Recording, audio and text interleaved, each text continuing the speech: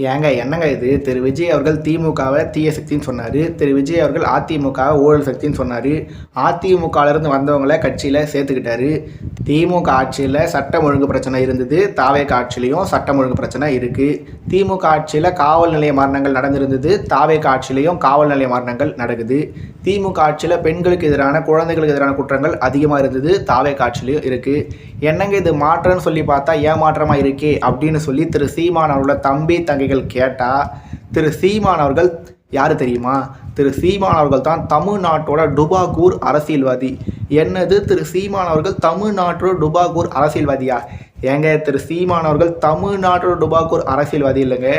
திரு சீமான் அவர்கள் இந்தியாவோட டுபாகூர் அரசியல்வாதி இல்லை. திரு சீமான் அவர்கள் உலகத்தோட டுபாகூர் அரசியல்வாதி அப்படின்னு யாருங்க சொல்கிறது? கூகுள் சொல்லுதுங்க. கூகுள், நீங்கள் வேணால் கூகுளில் போய் தேடி பாருங்களேன். தமிழ்நாட்டின் டுபாகூர் அரசியல்வாதி, இந்தியாவின் டுபாகூர் அரசியல்வாதி, உலகத்தின் டுபாகூர் அரசியல்வாதி யாருன்னு கேட்டால் அது வேற யாரு? நம்ம சீமான் அவர்கள் தாங்க அப்படின்னு சொல்லி ஒரு விஷயத்த பரப்புகிறாங்க.